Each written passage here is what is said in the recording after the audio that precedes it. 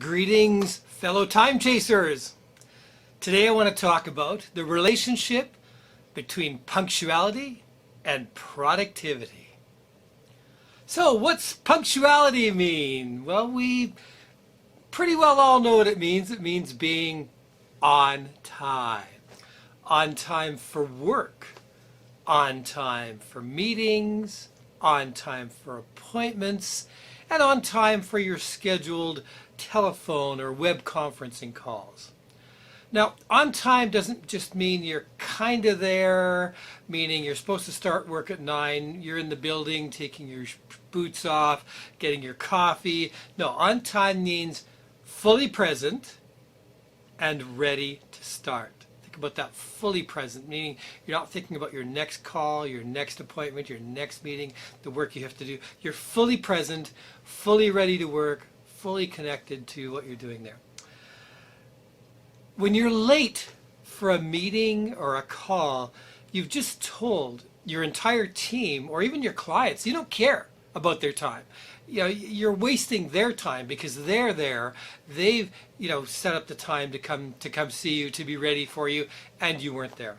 So you've let everybody down. You've just shown the meeting really wasn't that important to you because you couldn't be bothered to show up on time.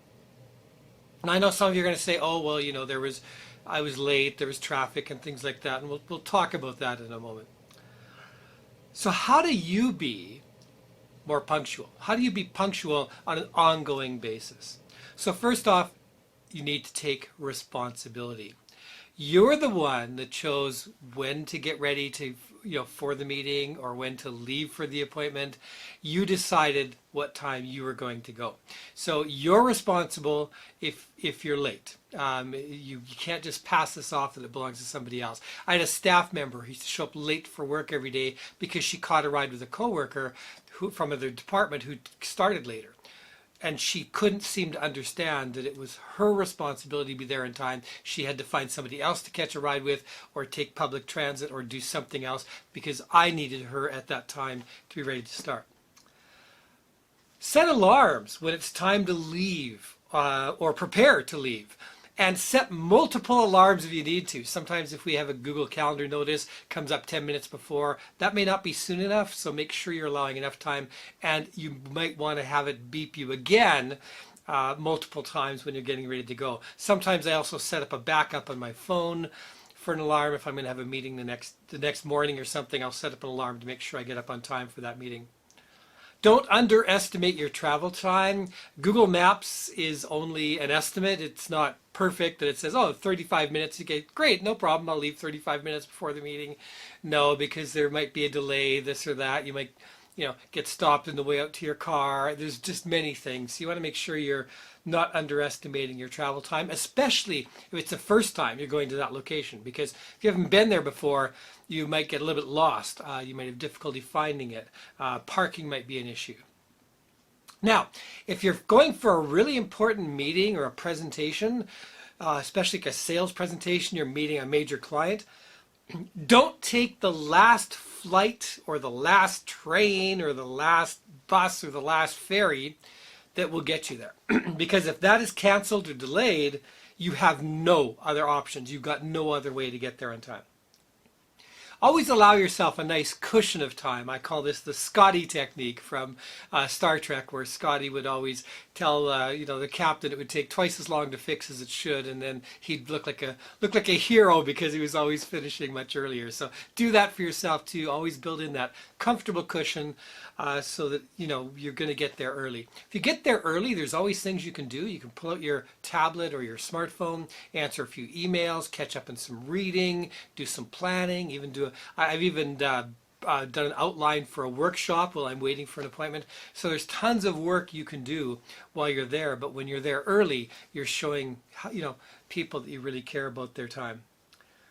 Don't do one more thing or take one more call before you leave because it always takes you longer than you expect. So it's going to take longer. Instead, leave 5 minutes earlier rather than doing that one more thing or taking one more call. If you're interrupted by a staff member on your way to the meeting, tell them you've got to get to the meeting. Tell them to email you or text the information, and you'll get back to them later on that day. Don't let them divert you off of the path to get to the meeting or to get to your phone call in time.